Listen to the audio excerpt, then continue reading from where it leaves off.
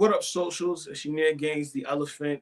If you can see me right now, that means you're tuned in for the exclusive conversation. Nowhere else other than here with none other than the underrated legend himself, Papoose. Papoose is the perfect person to highlight in Hip Hop History Month right now, with being able to put out, at least 13 critically acclaimed albums, more than 29 mixtapes, which I'm not gonna lie, I was definitely moving those in college, you feel me? And it's just a true hip hop legend. Born in Brooklyn, Bed-Stuy. If you don't know, are you dumb? Crazy.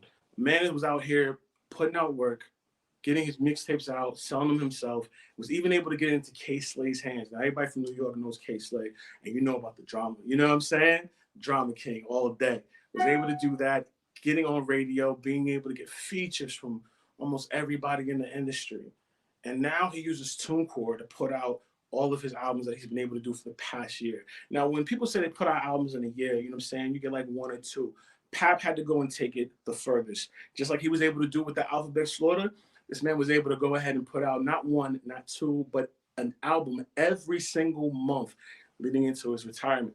You know, it's funny. I was able to go to a concert not too long ago, and the artist had said something like, I got catalog. So with somebody like Papoose, there is no retirement because you got catalog, and that's going to live forever. And that's why your legend is here. So enough about all that. You got the rundown. If you don't know, you must be dumb, but it's okay. I'm going to hand this over now to Chris Maltese, the head of artist services at TuneCore. You guys are about to have the awesome exclusive conversation with none other than the underrated legend himself, Brooklyn's own Papoose. Check it out. All right, my man, Papoose. Peace, my brother. Appreciate you being here. Appreciate you having me, man. Absolutely, man. Absolutely. We are going to go through a lot tonight. Let's do it. We're going to talk about your history. We're going to talk about your present. And we're definitely going to talk about your future, especially with this news that you've dropped on everybody. So, to start it off, let's just start right at the beginning. You came up just a few short miles from where we are right now, Bed-Stuy, Brooklyn. Yeah. What was it like growing up in Brooklyn that time? Growing up in Brooklyn, man, back then was it was crazy. Being a kid, I remember we lived on the first floor. So the first night we moved into my new apartment, over there on Danbury Street. I remember we just moved in. We had boxes everywhere. I was real young. I was a kid, and I remember being asleep, and my father said, "I'm in, boom, boom, boom, boom, boom." He's like, "Get on the floor." In the middle of the night, we all had to lay on the floor because somebody was shooting right outside our window. You know what I'm saying? So, being a kid, just moving into my new neighborhood, that gave me a sort of a rough introduction. And I would go outside and I would see hustling and a lot of violence, a lot of different things I would see. But there were also good times. I would walk down to the park on the corner, and every summer they'd bring out boxing gloves. And they would say, and they were just big red boxing gloves. They would say, "All right, you against you all take turns." And that kind of taught me how to pretty young. We used to go to free lunch in the summertime. I don't know what that is with this big loud. We would go free lunch in the summertime all together. It was just, we would do a lot of things together as a block, as a community. And you learn early that you gotta mean what you say, and you gotta stand up for yourself. So there were good times growing up in the hood. But there were a lot of bad times. Like I say, you've seen a lot of homicide, a lot of hustling, a lot of negativity. Right. How about at home? Getting into music. Did you grow up in a household where music was just always on? Did you have family that was musical? Yeah, I come from a very large family. So my grandmother had 17 children, and my mother was one of them. She was a twin. So I had a lot of aunts and uncles, 17 aunts and uncles, like 90 cousins, and we all lived in New York City. Some of us lived in Brooklyn, some of us lived in Queens. And music was very prominent, man. Michael Jackson, you heard echoing through the apartment. Marvin Gaye, You know, just so many James Brown, so much classical music you heard as a youngin. So that's when I was at home where I lived at in Brooklyn. But when I went to Queens to visit my grandmother and them, you know, my aunt would hold my hand and take me to the park jams. Mm. Back then, I was probably 5 years old, but I still remember that. That stuck with me. They was DJing in the parks, playing music. So, you know, I was attracted to hip hop very, very young, you know, around a lot of music. Yeah, I gotta imagine growing up, especially in Brooklyn, a place where there's so much hip hop history. You must have been exposed to it not just early, but often. It must have been around you all the time. But when did you decide that you took an interest to it, more so not just being a fan of a few songs? Right. Man, I would say I took an interest to it at more of an interest to it around maybe around like 8 years old. When I was around 8 years old, I was talking to one of my cousins and he was just telling me how the old cousin, one was a dancer, the other one was a graffiti artist, this one was a DJ, and this one he raps. And he actually was reciting some of his raps. And I was listening, like, wow, he said that? Wow. And I was just taking it all in. And stayed over there for the weekend. And that weekend, I just kept thinking about it on my way home. I was like, wow, these guys actually write words that rhyme. And it makes sense. You know what I'm saying? It sparked something in me. So I said, you know what? I want to try that. And I tried them. I tried my first. He's saying their rhymes, I remembered it. And when I remembered some of those rhymes, I just kept reciting them. And I was like, I want to try to write my own. I wrote my own. I went to school. And I said it to one of my friends, like, God, whoa, that's crazy. Everybody who was around, that reaction right there, I was like, wow, man. I think this is what I want to do in my life. You know what I'm saying? So you got the bug right there. Yeah, that reaction that they gave me, it was like, it was priceless, and it inspired me to get better. So next time I say it, they can be even more impressed. And that's how I am today. Like when people come up to me and they say, yo, Papa, I'm a big fan. That line you said on this song was amazing. That inspires me to come back even better next time. So. Got you. So you actually started doing beatbox too, though, right? Yeah, I did, man. I started out beatboxing. You know, I was whack. I was a whack beatbox. I only had one beat. Truthful. You know what I mean? Yeah, it was some cats who was like, dope. They was doing different tricks with their tongue and everything, but I had one good beat, and after that one beat, you was smoking me in the battle. You know what I'm saying? But I did have I went to a 24-hour store one night with my sister and a couple of guys was out there, and one guy was like, yo, you beatbox? I said, yeah, and we battled. But I only had that one beat. So he did his beat, but I was good at that one beat. It was the Latoya beat. I don't know if you remember the song back in the day, Latoya, whatever. So I did that beat and I killed them. But in my mind, I was like, I hope this guy don't have a rebuttal because I'm done. You know what I'm saying? They was like, oh, I was like, all right, cool. But I knew I was whack though, because I only had one beat. Like, come on, man, you trash. That's like the guy on the court that only has the crossover. Right.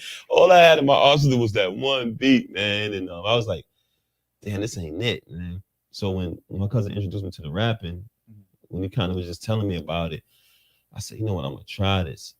And I had another experience where a friend of the family came over and he was playing a cassette tape. So I was listening and he was dancing and he was playing it.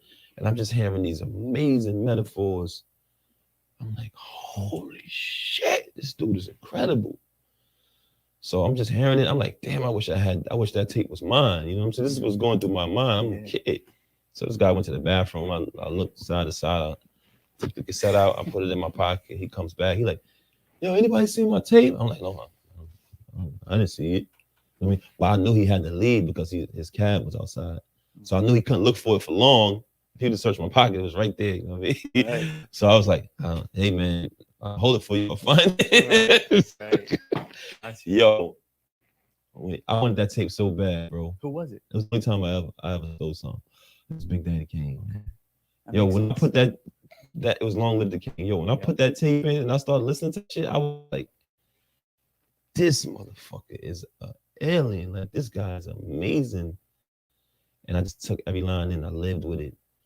I was like married to those punchlines were just like the world to me. You know what I'm saying? Like I would just lay back and think about them. And it made like hip hop itself is something you rap is something you do. Hip hop itself, the culture made me want to be a part of it. But that album made me want to be nice, made me want to be good at it. So when did you finally get the confidence to go and start battling other people?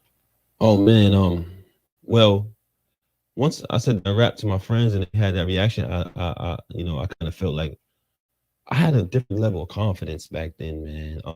But to answer your question, right from the start, I don't know why. For some reason, I always had it in my mind that nobody could beat me.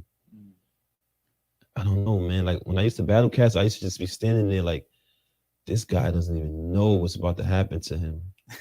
Before he even rapped, I knew the guy didn't have a chance. You understand what I'm saying? Yeah, tight. That's how high my confidence level was. And losing was, I never even thought about it. Right. It's crazy. So at what point then, okay, you went from being a beatboxer to a battle rapper. When are you starting to think, wait, I see a path for myself here. I could actually become a recording artist. Right. It wasn't I never considered myself as a battle rapper. I just considered myself as an MC and who can do it all.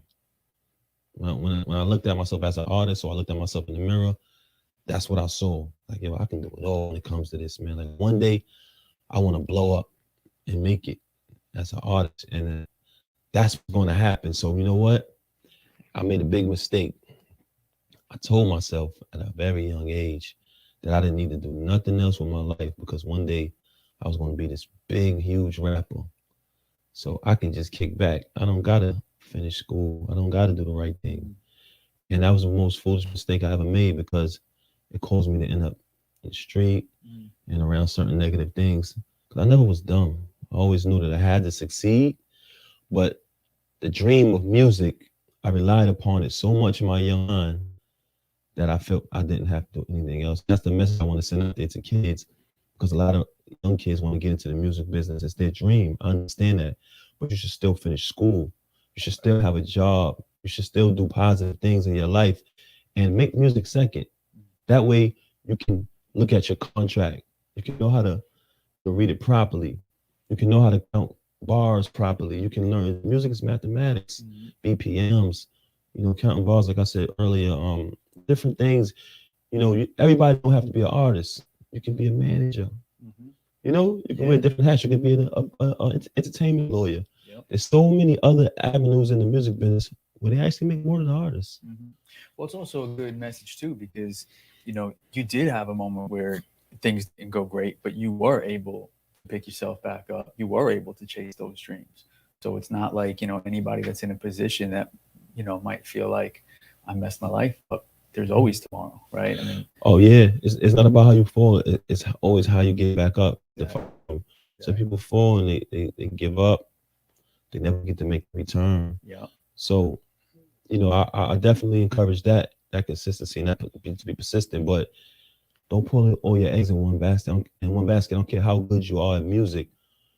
Stay in school. It's only going to make you a better MC. 100%. You know what I mean? So I don't want nobody to make that mistake, because that's what causes young, inspiring artists and young kids to get into trouble. Yeah. Because now you're in the street. There's plenty of times I could have lost my life. I wouldn't be sitting here talking with you today. My peers who I grew up with, unfortunately, the majority of them aren't here anymore. Right. So I'm like a miracle case. There you go. Well, once you did start to record, what was it like? I mean, did you have friends that were producers? Did you have friends in the industry? I mean, how did you get yourself started? It was very hard, man. It was so hard for me because even as a kid, I wanted to get on right then and there. When I seen Chris Cross, when I seen ABC, those guys, I was like, oh my God, I need to get in, man. I need to be like that. You know what I'm saying? Pants backwards. Yeah, I need to. Well, I was going to my pants back, but I felt like I was on there. I had raps at that age. So I was like, yo, man, I need to get in, and so I felt like back then that I could have made it. But it was it wasn't easy. Even other artists from my neighborhood were getting the buzz and making a name for themselves. For me, it was uphill. Like it was just like it was my dream, but it seemed so far to be able to reach it. But to answer your question, yes, I had a couple friends in the neighborhood that was producers, but it was very rare back then. Everybody wasn't into music. It's more trendy now, more cool. But back then, it was a small group of people, because guess what? If you said you were a rapper, you better had known how to rap back then because you were going to be tested. Mhm. So now it's like low hanging fruit. Right. So anybody can kind of do it, which is a good thing because it provides ways for young people to feed their families. So I'm not against that, but I'm just letting you know that back then, if you said you were a producer, your beats better be dope because somebody was going to challenge you. If you said you were a DJ, damn, it better be nice. Right. Break dancer, graffiti artist, you know what I'm saying? You got tested. A rapper, you got tested instantly. Oh, you rap? Oh, let's go. Right. So, you know, anybody couldn't just claim that. Like, to make the young people understand, like, it was, you know, it was serious back then. Now, one of the ways that you did come up was through, you know, the mixtape world. And it's probably what I would assume is a lot of younger artists or developing artists that are watching this right now that might have not been around for that era, might not have witnessed the mixtape era. Talk a little bit about the importance of mixtapes back when you started coming up, and then how, you know, you got on. Yeah. Back then when I was coming up, getting on a mixtape was probably like the equivalence of being on the biggest playlist in the world right now. That's a great way to That's what it was. You know, you heard made it to your dream was to be on the DJ Clue mixtape or DJ K Slay, or, you know, I can keep going. Superstar JD Harry, Mike, it was a bunch of them. But your dream was to make it like, wow, I want to be on a mixtape, man. You know, that if you made it on a mixtape, you made it. Right. You know what I'm saying? So that, to answer your question, it was like being on the importance was like being on the biggest playlist you can think of today. Right. And there were only a selected few. You know what I'm saying? So you got one of those select few shots. And it's a pretty interesting story how you met K Slay. Tell me about how that all came together. Okay. Where do I begin? All right, I'm gonna start from this part. Like I previously told you earlier, you know, to the fact that I made music my dream, and I told myself that I was gonna be successful in music one day, I decided not to finish school, not to do positive things. Hey, I'm gonna make it in music one day. I'm gonna be good. I'm gonna be a millionaire. I don't need to do nothing. You crazy? You kidding me? This is the young arrogance I had in my mind. You know what I'm saying? Yeah. So glad I matured. I said, so what I'm going to do is I'm just going to hustle temporarily and do this negative things in the street until my music career kicks in, and then I won't have to do this anymore. So that's what I was doing. You know, unfortunately, I got arrested. But before I got arrested, one day I was sitting and I was listening to the radio, and I heard this guy on the radio. He caught my attention because it was very interesting. Back then, if you weren't coming through Rough Rider, Rockefeller, or Murder Inc., it's like you weren't getting in the industry. Like they had it on lock. Those guys were dominant. But this guy who was on the radio, he was playing artists who weren't known. He was playing new upcoming artists on the air. So I was like, I'm listening. I'm like, who the hell is this rapper? I never heard of this guy. What's he doing on the radio? Right. I said, yo, this doesn't happen. I've been studying hip hop my entire young life. I never seen nobody do this before. I need to meet this guy. Speeding up to date, I get arrested. I'm on Rikers Island, I get remanded. So I got to stay there for probably 2 weeks or so. So as I'm there, you know, I'm seeing the living conditions. And you have to get permission. They tell you when to bathe, when to use the phone. You know, you're not a productive part of society. So to me, the only thing beneath that was death. I said, yo, being incarcerated, the only thing under that is death, because it's like you don't exist. And I said, you know what? Me being on the path I'm on, just hustling I'm doing and being around all this negativity, I was around a lot. I was around a lot of really dangerous situations. It was just my lifestyle. I was accustomed to it. And I said, if I keep going on this path, this is going to be my future. I'm going to end up doing a long bid. I said, this is not what I want for myself. When I get out, I'm going to go meet that dude and really take the music thing serious. So I got out. I went to the studio. I recorded 7 songs. I took a picture. I had a mic in one hand and I had a gun in the other hand, and I titled it Art and War. My very first mixtape. It was 7 tracks. And you made it specifically to give to K Slay.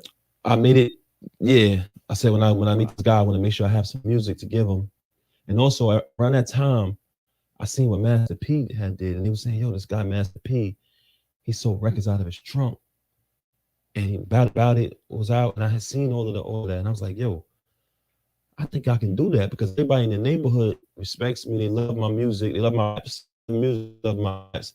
They always, like, if anybody rapping, they calling me, hey Pat, we got one over here, come over. I would come over, they would put money up, we battle. I would kill a guy. It was like a cheat code. Like, we knew he was taking his money. So I said, maybe if I record these songs, I can do the same thing Master P did. So I started selling them out of the trunk of my car. And they were doing so well that my friends were able to put a little profit on it, give me my money, and make some money for themselves. So I would stand in front of the car wash. I would, sell them throughout the neighborhood. And, I didn't sell no more drugs. I said, yo, I'm not selling no more drugs. I'm not doing nothing naked. All I'm going to do is just sell my mixtape. You know what I'm saying? And that's what I was doing. And then I had my number in the back of the tape, and I told my people, I said, yo, we got to go meet this guy, K Slay. So I looked him up, in the yellow pages or whatever. I wasn't on Google back then. It existed. And we went up to the radio station, and I waited for him. And he actually came walking right down the block, mink coat on, jewelry, everything. I said, look at this guy. So I approached him. I said, yo, hey, how you doing? My name is Papoose. Here's my mixtape. In my mind, I'm the best rapper in the world. That's just the level of confidence I had. Right. I felt like all I needed was that shot, and it was over. I always felt like that. You know what I mean? So I give him the CD, and I'm like, oh, man, I put my CD in this guy's hand. He's on the radio. I can't wait to listen. I go listen, and I don't hear myself. So he's just sitting outside the studio. No, I leave. Okay. I give him the CD, job done. I'm going home now. Right. But on the way home, I'm listening to the radio. And he's on from 12 to 2. I'm like, it's like, I don't hear my song. I'm like, crushed. Fuck. I said, I'm going to go back next week. I wait. Next Thursday, he's on every Thursday. I come back again. Hey, how you doing? My name is Papoose. You know what I'm saying? But it's really, I was like really kind of being an asshole because he just met me last week. But I'm just like, I don't care. I'm just going to do it all over again. I'm not going to say hi to the guy from last week. Anything. I was like, yo, how you doing? My name is Papoose, man. Here's my mixtape. He take it. He like, all right. Slay, he's aggressive. He's like, all right. He go in the building. I listen again. I don't hear my song again. Bro, I can't even remember how many times I did it. And I just said, you know what? Next time I get to do my CD, I'm not leaving. So if he doesn't play it, when he comes down, he's going to have to explain to me why he's not playing my music. Right. So I give him the CD. He takes it. He goes in the building. I'm waiting. I'm listening. First hour go by. It's 1 o'clock. I'm like, damn, he ain't played yet. It's 1:30. I said, oh, this nigga done. He's doing it again. I'm waiting. Yo, bro, it's about like 12:50. I said, yo, matter of fact, I'm sorry. It's about 1:50. Right. Almost at the end of the day. Almost 2 o'clock. Yeah. I said, yo, he's not going to play it again, man. He's running out of time. Right. So I said, you know what? Let me call up on the radio while I'm sitting in the car. I called up on the radio on the cell phone. Just so happened he picked up. I said, yo, man, what this Papoose, man, why didn't you play my record? As if that would be the logical step when he gets handed the CD. Yo, you know what I'm saying? Like, yeah. I'm like, I know I'm nice. Why is this dude not playing it? Right. This is my first introduction to the music business, to the industry. And that's just how it works. No matter how good you think you are, things might not go your way sometimes. You know what I mean? It's a system, it's a business. You gotta wait. Anyway, so he goes off on me. On the phone. Yeah, he starts going off. Yo, what the fuck you talking about? Everybody can't be a rapper. Some people gotta be a fireman. Right? So I said, what? So I go back at him. So as me and him having an exchange of words, the commercial break ends on the radio. It comes over the air. Your phone call. Him cursing me out. I'm cursing him out, but I hear him talking back to me. So for me, that was a sign of life because I was that close to the airwaves. I was like, yo, it's really possible, man, because this is how my young mind was working. I was like, yo, if I can have an argument with this dude and they can come over the airwaves, I can make it on the airwaves. Right. So I took that as a good sign. Anyway, so we banged the phone, whatever. I'm like, oh, he come downstairs, it's on. Nah, no way. I can't wait till this guy come down. He comes down. I'm hot. He hot. We go straight at each other. The person who was with him stepped in the middle. He said, yo, give me the CD. I got you. I said, and that warmed my soul, man. That had me like, all right. I said, all right, man. I leave.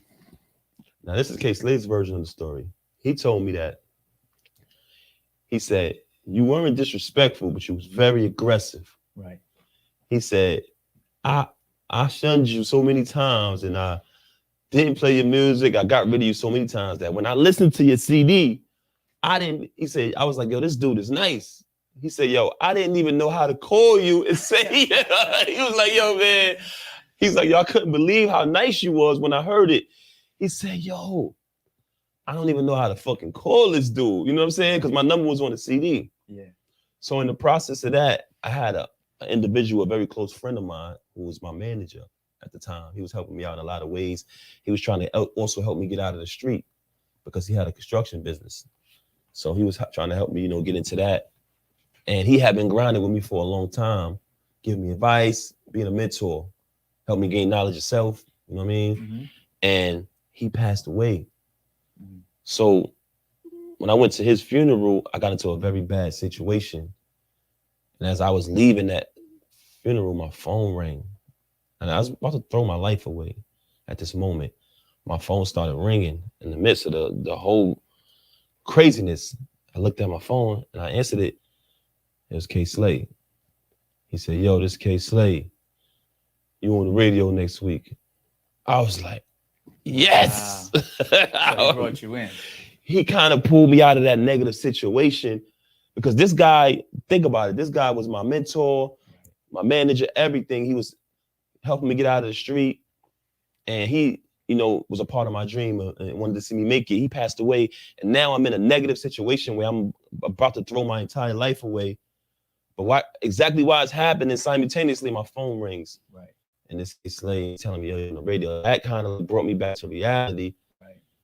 Bro, I jumped up and I was so happy, man. So it was on from there.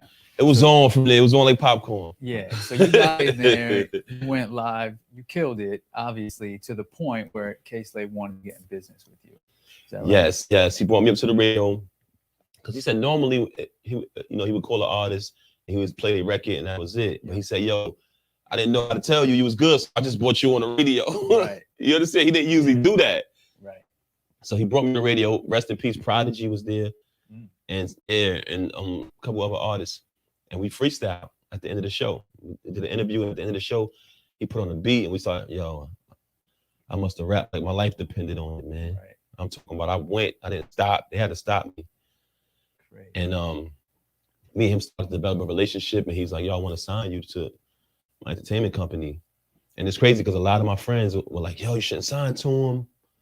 You shouldn't do the deal. He's this, he's that. And I was like, I'm doing the deal, man.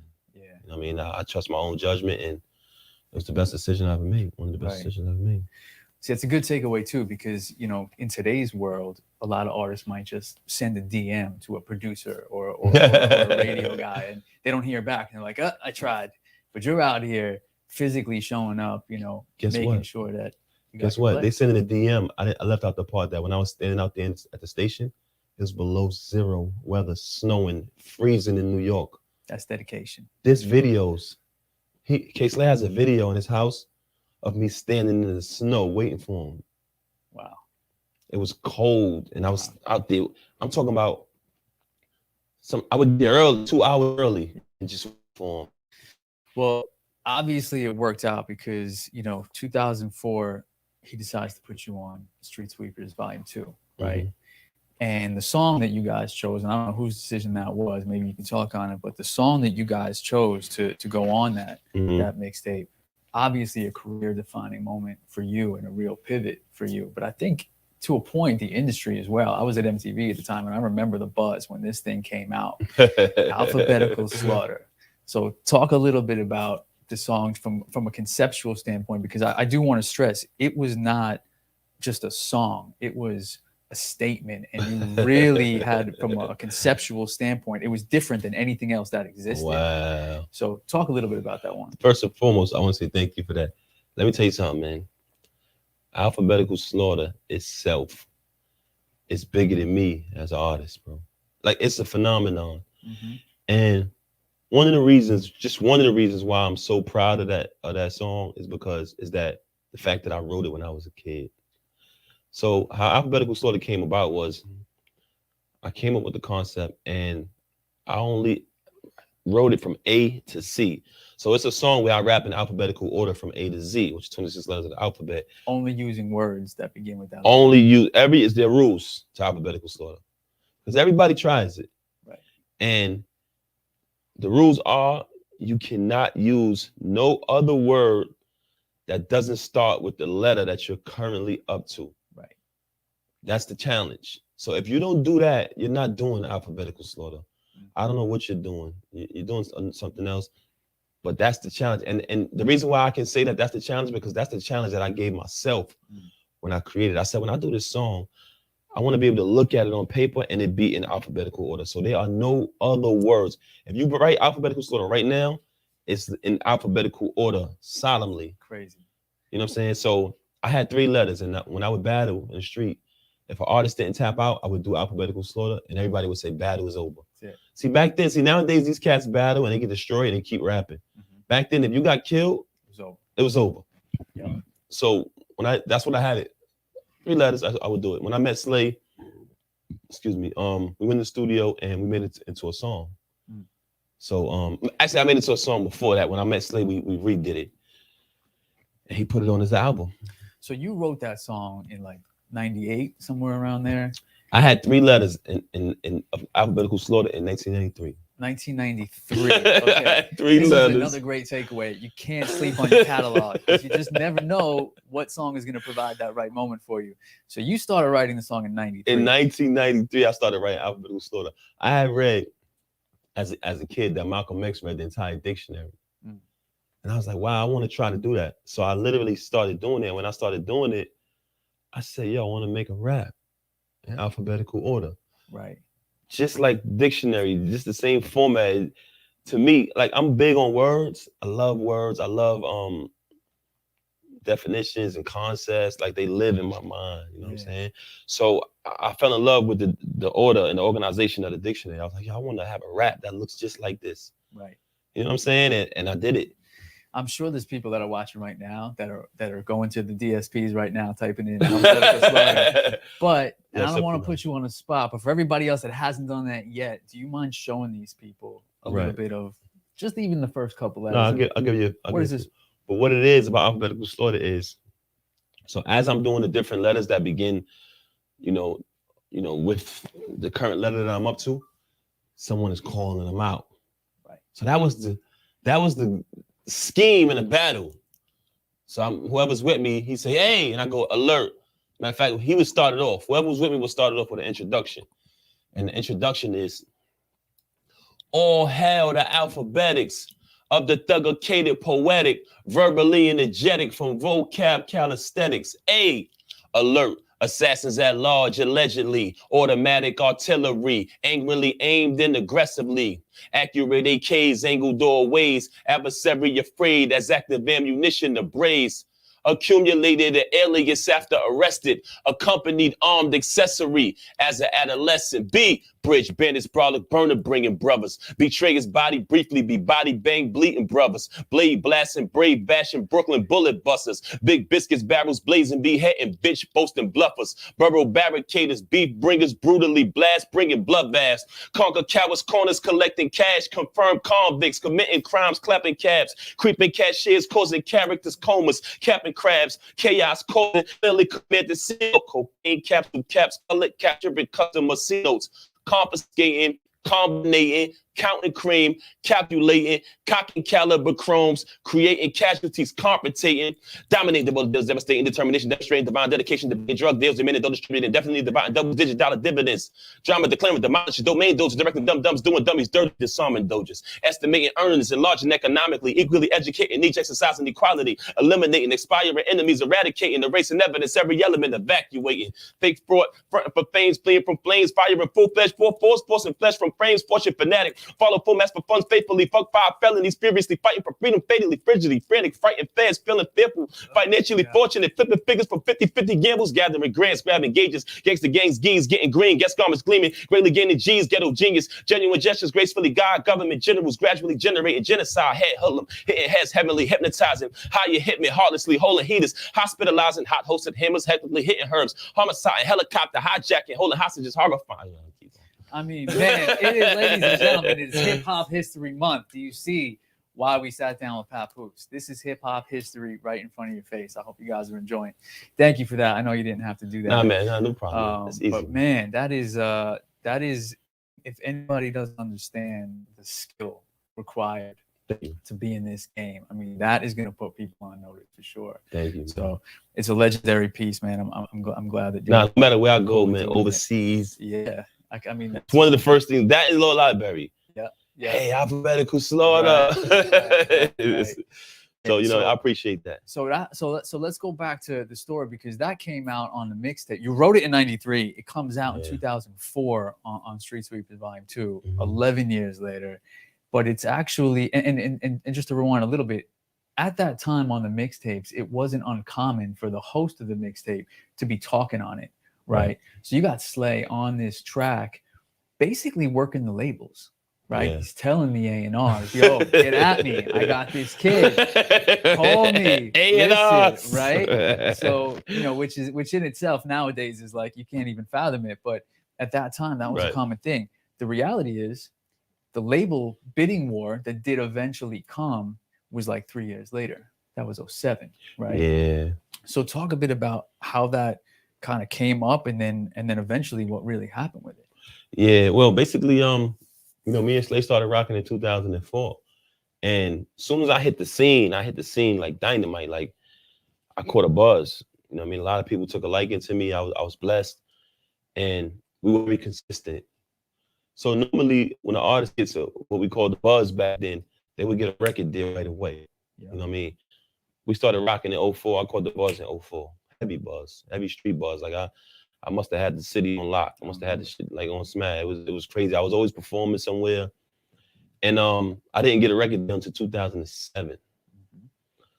You know what I'm saying? So basically, I don't know how to say it. A lot of people were intimidated by my talent back then. You know what I mean? And there were a lot of other moving parts also. So getting a deal was uphill, but it came to a point where they couldn't stop. They couldn't stop us. And labels started reaching out. So we had a lot of different offers. Def Jam made an offer. At the time, Nas was going over the Def Jam with Jay-Z. Right. So I got a call from Nas. God grew up listening to Legend. Hey, I want to sit down with you and see if we could do something. So I met Nas in Lower Manhattan at a pizza shop. We sat down. We ate just big slices of pizza. Forgot the name of it. It's a famous pizza spot in Lower Manhattan. And he's like, yo, I'm linking up with Jay soon over at Def Jam, and I want you to be a part of it. I see billboards in the city with your face on it. You know what I'm saying? Like I see your shit being big, and I want to be a part of it. I took it all in. I went back to Slay with it. We were starting to get a heavy bidding war at that time. Yeah. So, he told me though, he said, yo, the money's not going to be, astronomical, but the opportunity is going to be big for you. So that deal came in at what it came in, and Interscope made an offer, Atlantic, a few other labels, but Jive came in at $1 million. And we was like, we want more. They came in at 1.5 million. So we went for the most money, you know what I'm saying? And also, Chris Maltese, who we were developing a relationship with as my manager, was the president of Jive at that time. Right. So we was like, you know what? Let's go over to Jive. They're giving the most money. And they're also, we got a friend over there who's part of it. Right. I did want to do the Nas deal, though. I did want to do that deal. I feel like that was a good deal for me. But collectively, it wasn't just me. I had a team. So we all had to agree out and respect everybody. That didn't work out. We did the Jive deal, and it was the worst decision I ever made in my life. It's interesting you say that, because a lot of people that hear that you did this deal, you got 1.5 million, you're turning down legends of the game like Nas, and yet now you can look back and say that was the worst decision of my life. Why? What actually went down? One of the reasons why it was the worst decision, myself and my brother K Slade, we had built a name, for me as an artist, ground up. I was traveling all over the country, doing shows every weekend. I was putting out whatever music I wanted to. I was being creative, and the people were embracing it. I hadn't gone to that next level yet where I seen myself at, but I was doing damn good as an independent artist. On the label, all of that stopped. They didn't want me doing my mixtape stuff anymore. Creatively, they wanted to try to control what kind of records I release. And two of the owners of the label actually reached out to me, and he said, when I flew out, who was Barry Weiss and Peter Thiel, who was the owners of Jive or whatever high position they had at the time. Myself and K Slade flew out, and he asked me, he said, "You know why we signing you, right?" I said, "No." He said, "Because my son is a fan of Law Library." So I have a record called Law Library where I break down different aspects of the law. That's a great thing. I was very appreciative. We did the deal. So a lot of people at the record label were angry of the fact that I signed directly to their boss, and they couldn't manipulate my budget. They couldn't, for some reason, they felt left out. So they were heard saying that they're going to sabotage my project. As soon as my single comes out, they were going to get me off the label. To make a long story short, I did a record with Snoop Dogg called Bang It Out, produced by Scott Storch. And that was my single. And my single was only out for 1 week. Not even a full week. My deal folded. Wow. So when I heard about them saying that they were going to get me off the label, as soon as my single came out, and that actually happened, that was the reality. So really what happened is you did a deal for the most money. They took over the rights. They kept you from doing what you want creatively. And then inside of the building, they actually stunted your growth and made sure you couldn't succeed. They made sure I couldn't succeed. One of the reasons was because I signed direct, and I was dealing with their bosses directly. These people are used to being involved, and you know what I mean? Yeah. So, I had a couple records that were options for singles, to be my single. And, when Chris Maltese was president, when I signed, I was like, so that put my project in the hands of some bozo. I'm 2 seconds from saying his name. Anyway, who has no vested interest. No interest, doesn't know anything about a guy like art. So this guy, he has my project in his hands, and he's the guy who I have to deal with now at the label. So, we're in meetings. Okay, Pap is a strong artist on the East Coast. We need to increase his visibility on the West Coast. So I said, if I need to be increased on the West Coast, why don't we get Snoop Dogg on the record? He's one of my favorite rappers. He's a giant on the West Coast. Yeah.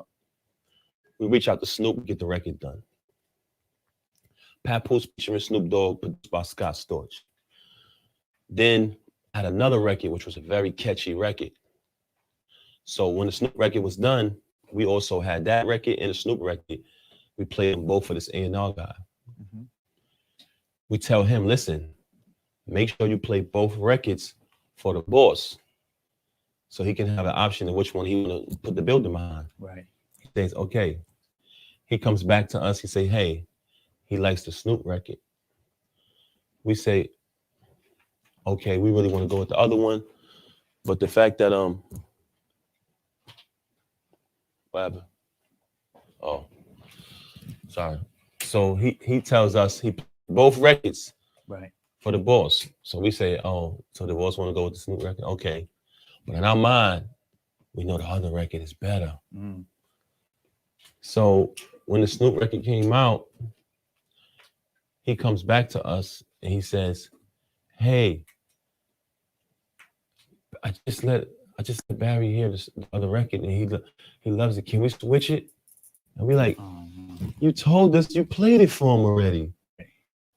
Switch, we already distributed marketing budgets and everything.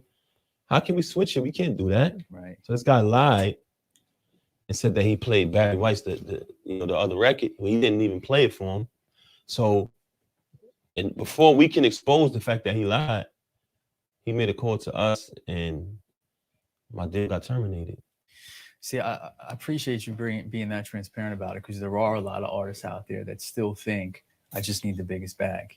And they have no idea about the politics that actually goes on, which you as an artist have no control over. So you were in a situation where you actually had no control over the political situation that was going on inside that building and how it affected your career. I didn't. It affected my career in a very horrible way, because, I felt like I had a big shot to really do something monumental in hip hop. And due to the evil that men do and the lies and the trickery, there's a lot of other moving parts. You know, I take responsibility. I was young. I was fresh from the street, and, you know, I had the wrong mentality. Right. Well, let's fast forward a little bit to 2013, because at this point, you finally get your chance to put your debut album out, The Not Screaming Dream. Talk about how good it felt after all these years, all the mixtapes, all the label stuff. How good does it feel to get that record out? Yeah. At that point, I was officially independent. You know, so it felt good. You know what I mean? To the fact that I'm just going to make the money. I wasn't going to pimp, buy some labels, and make all the money. Yeah. And I knew what to expect. You know, I also knew that if I would have put that album out a little earlier, sooner back then, when everybody was dying and waiting for it, it would have been way more, you know, effective. But I felt good to be finally putting it out. I took a break from music because my wife, you know, she became incarcerated, and I just felt like my family was more important than anything. Yeah. So I put my music career to the side. But at that time that you mentioned, when the album came out, I was trying to get back focused on music, and it felt good. To answer your question, it felt good to be finally getting that album out. Amazing. So the interesting thing here is that, you know, you put that album out in 2013. 2 years go by before your next album comes out, but you decide, I'm going to drop 3 mixtapes. After finally taking all that time to finally get the album out, what made you decide to go back to doing mixtapes for a minute before you went on to another album? Yeah, I love to rap, man. You know, I would do hip hop without lights, cameras, action. I would still do it. So when I'm creating like that and I'm creating this music, after I'm done, I say, you know what? I need to release this for the world. Right. I don't create it to release it to the world. I create it because I love it and I'm passionate about it. So to answer your question, that's how the mixtapes, that's how the albums, that's how everything comes about. It's just someone who genuinely loves doing this. And I say, yo, you know what? This is dope. Let me share it with the world. And it's a really smart move too, because even pre, you know, streaming, where like now we talk about the algorithms and, you know, you got to keep, you know, releasing. You at that point were still finding ways to just continuously feed your fans and keep them engaged and keep them there. Right. So now 2015 comes and you drop your second record. Right. You Can't Stop Destiny. Great title, by the way. But, you know, when at 2015, that's really kind of around the time where the industry was sort of pivoting a little bit, right? Streaming was becoming a thing. Social media all but took over marketing and promo for independent artists. So when you put this album out, are you moving different? Like, are you thinking about it in a different headspace, both when you're recording it and now you're marketing it and you're rolling it out? It was an interesting time. You know, it was just like natural change. I just was noticing that so many things were different.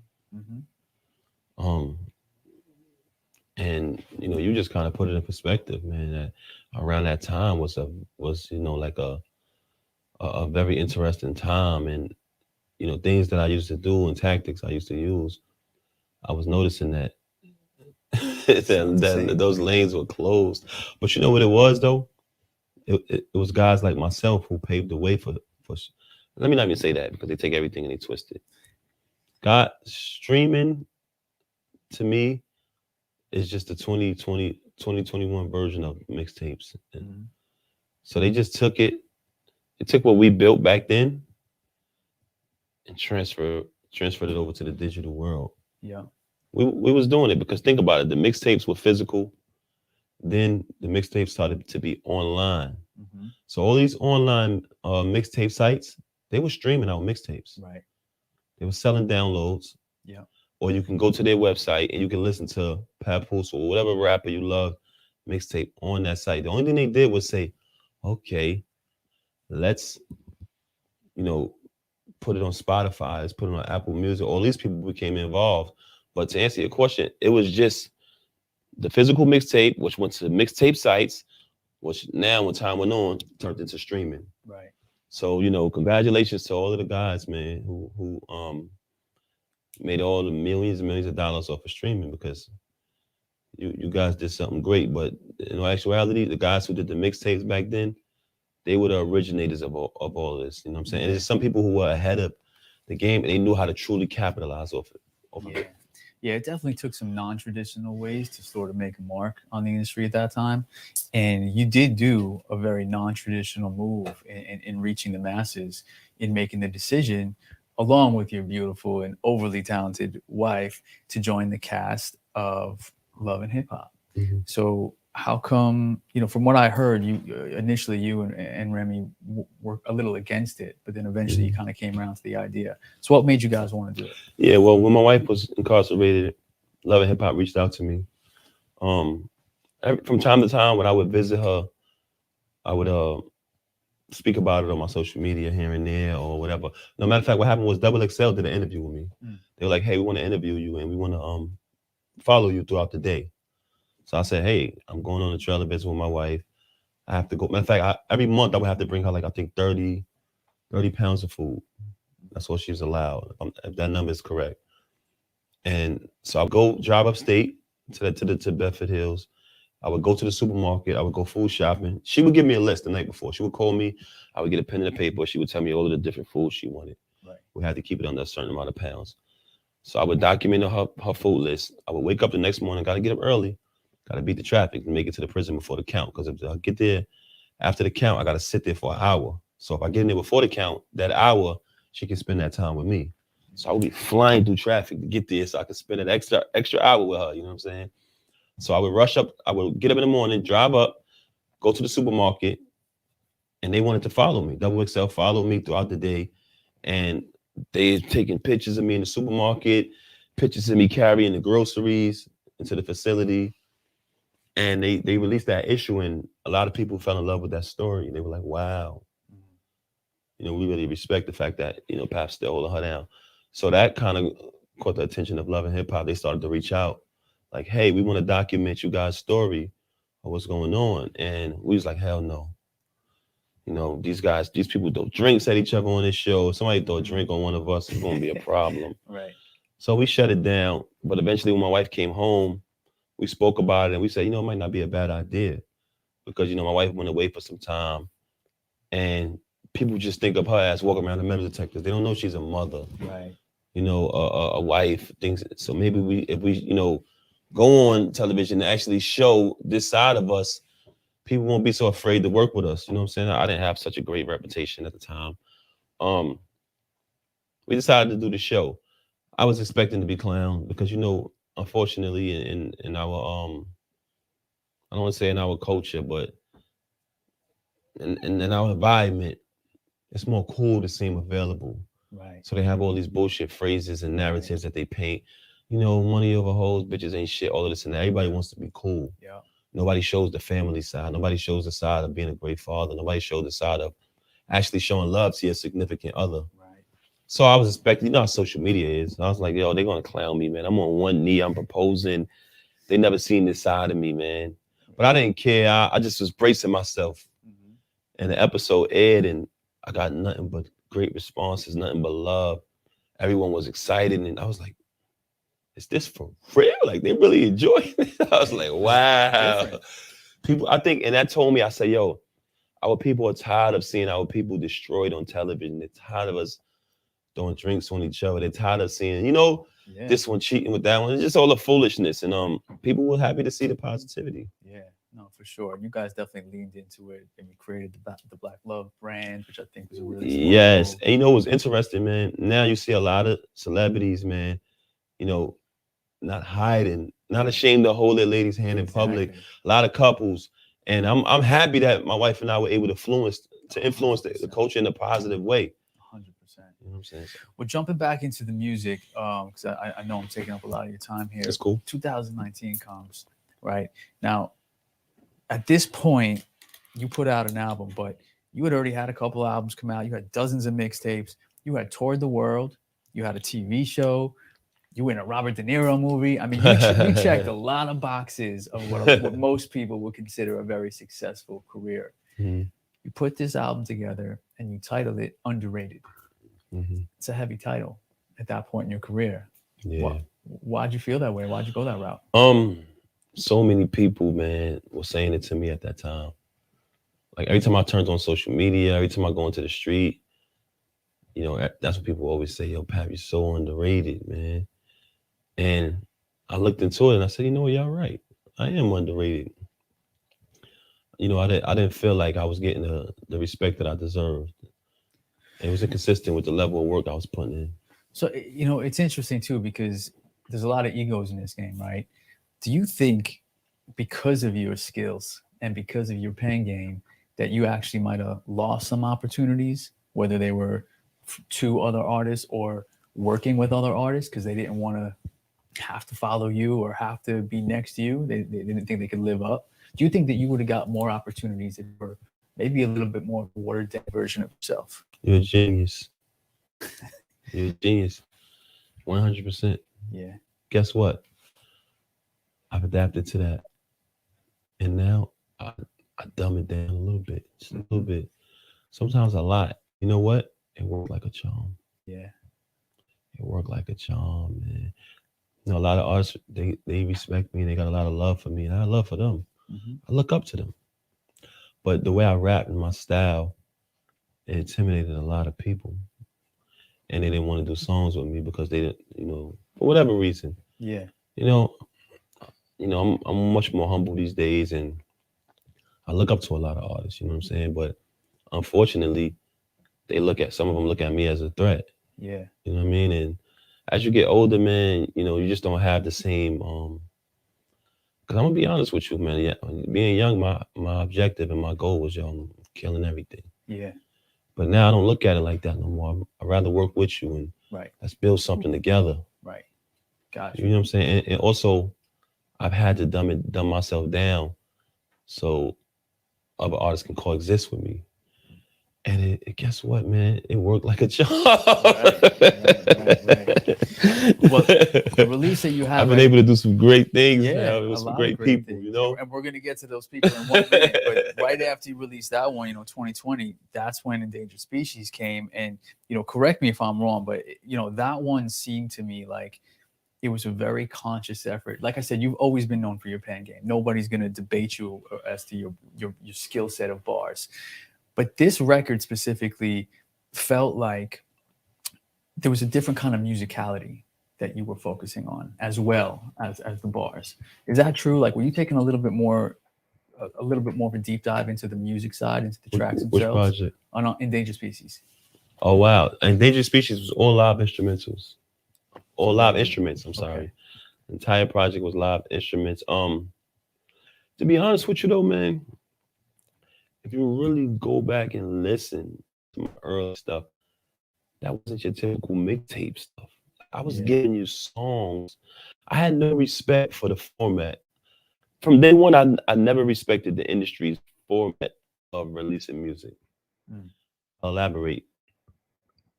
In my opinion, mixtape or album was like tomato to me. Yeah. A mixtape or album, in my opinion, right? It's just a different way of releasing the music. You know, it's the same thing. It's the same thing. I put the same passion into my mixtapes that I put into my album. So if you listen to that early, it was really in depth. I'm talking about there were songs, there were concepts, there were jewels. It was Law Library I was giving them on mixtapes. Right. Like, think about that. I was giving them Law Library, Alphabetical Slaughter. I was giving them Monopoly, where I broke down the economy and how to invest. Charades. Who am I? I'm the hip hop. Those were songs. Yeah.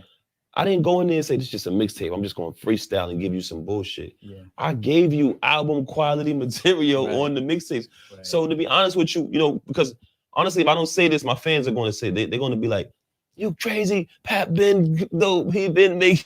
So I got to say it because I see them do it. You know what I mean? I mean, more so in the track itself. No, I know what you're saying. But I'm just saying because my brother Fat Joe came on my live the other day, and he was saying the same thing you saying, like, yo, Pat, you got much better. You calm down. And people was in the comments like, Pat Ben doing this. And he was like, yo, I know Pat Ben nice. Right. Y'all chill out. Man, I'm not saying that. That's not what he's saying. So just for them, I'm just going to speak for them and say that. But I'm also going to agree with you because, yes, it was all live instruments. And when you're rapping up live instruments, you have to be very careful because you are an instrument too yourself. 100%. So you want to make sure it comes together perfectly. So yes, right. I definitely step my game up on that. Okay, cool. Well, listen, man, it's 2021, and you know, you're retiring. At least that's what we're hearing. Is you're retiring. I don't know if it's going to be a Jay-Z, Michael Jordan situation, but come back with the 4-5. Exactly. We'll get to that in a minute. But before we get to that, talk about the game plan you put together for 2021 and this release plan that you have. Yeah. So what happened was every year, man, when the ball dropped, right, I say, yo, next year I'm dropping a project every month. And then January hit. Next thing I know is April, and I ain't do shit. I'm like, oh fuck, I gotta try again next year. This must have happened to me about 3 years, man.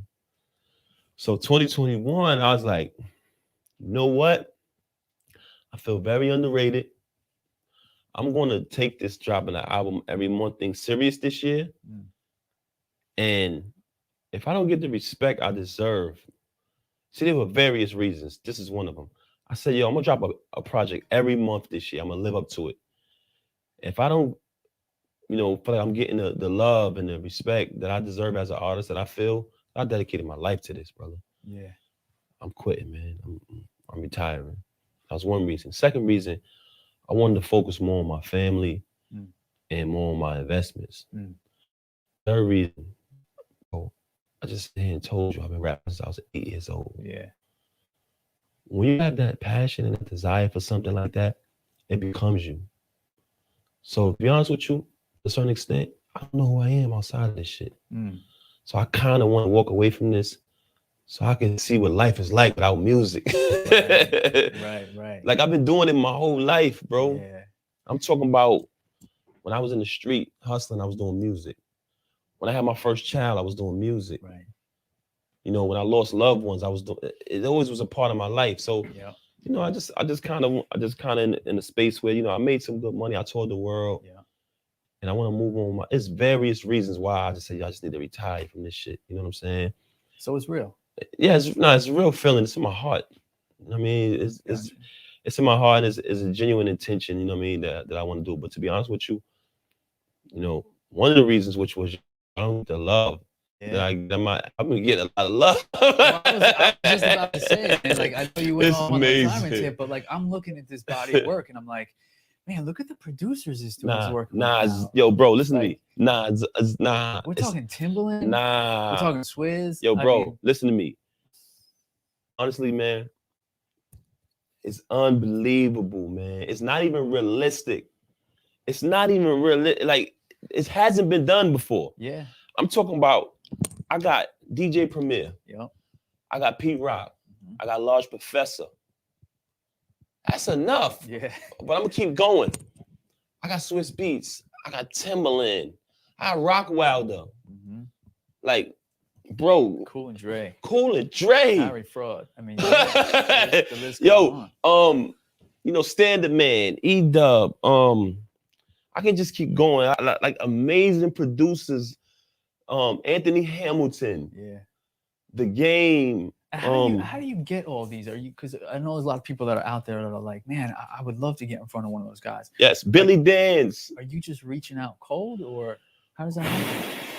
Let me tell you something, man. This monthly thing that I did, I kind of built my own platform. And within that platform, people wanted to be a part of it. Yeah. Like, yo, man, I need to get on there with Pat. Yeah. And I kind of knew that. I felt that energy. So I said, you know what? Throughout my career, I've never been a guy to reach out to people. I just started reaching out to certain people, and everybody embraced me, man. Everybody said, let's go. It's another great takeaway. You got to be able to put yourself out there and see what comes back. You never know who's going to say yes. You have to humble yourself. It comes with maturity. We come from a place where we don't like to ask for favors. We come from a place where we have egos. We come from a place where we have pride. We feel like we're less of a man to ask another man to work with us. And yet you did that. Now you got a single that's moving with Lil Wayne. I had a record with Lil Wayne. And he's in the video. I mean, I don't know how you made that happen. Let me tell you something. The stuff that I did this year, I'm not supposed to be able to do it. They will tell you, you can't do that. Yeah. If I didn't do it in front of your face, they'll say, Papoose can't do that. He's garbage. You can't make a record. You're kidding me. Right. You know what I mean? They would say all these bad things about me. But I defied gravity this year. Like, I sat back last night, man, and I was talking to Rock Wilder. Yeah. And we just talking, and he's like, yo, We did 4 records, this, that, and the third. We went on and on, boom, boom, boom. And I sat back. I thought about all of these great producers who worked with me this year, man. Yo, this shit, it almost made me get emotional, man. Yeah. I said, I haven't accomplished this in my whole career. But this year, man, I'm gonna tell you another reason why I did it. When I first started back in 2004, I was extremely consistent. So when I lost my deal and everything in my life fell apart, my wife became incarcerated, my cousin passed away, you know, I tried everything to get back on my feet. Right. The only thing it dawned on me one day, I said, yo, man, you know you didn't try? You didn't try your consistency. That was another reason. So this year, I tried my level of consistency again. See, before you spoke about it, you said, yo, you can't stop. You did Not Stream a Dream. Then this year you can't stop Destiny. This year you did Underrated. Mixtapes. Then you did Mixtape, but it was all scattered. Right. I didn't go back to back. I was dominant back then when I kept hitting them. Yeah. And sure enough, it worked like a charm. There it is. So now, all right. So now you're saying it's real. You're really going to retire. You want to spend some time on investments. Now, I know you're not just talking about stocks and bonds. I mean, you got some legitimate businesses going on. Yeah, definitely. I have a luxury transportation service. We provide transportation for weddings, you know, baby showers, birthday parties, artists, you know, who need to tour, things of that nature. It's been doing very well. I also got into the trucking business, and I got into real estate as well. Diversifying, another great tip. Yeah, and you know, I want to dedicate myself to that. You know what I'm saying? Good for you, man. But I gotta say this. Shout out to Fabulous. Also, I did a record with him, Anthony Hamilton, Lil Wayne, all these great people. Busta Rhymes called me the other day. He's like, "What's this? I'm hearing about you retiring." You know how Busta is. I'm like, "Is that real, man?" I said, "Yeah." He said, "Yo, I'm not letting you retire. Right. I don't care. I'm not letting you do it, man. I look forward to your contribution to hip hop too much." So, you know, just from Busta, all of the fans, everybody's like, "Yo, Pap, you cannot retire." I'm taking it into consideration, but it's in my heart, bro. Right. Well, you also mentioned that you want to spend some more time with family, which is, you know, obviously people can understand that.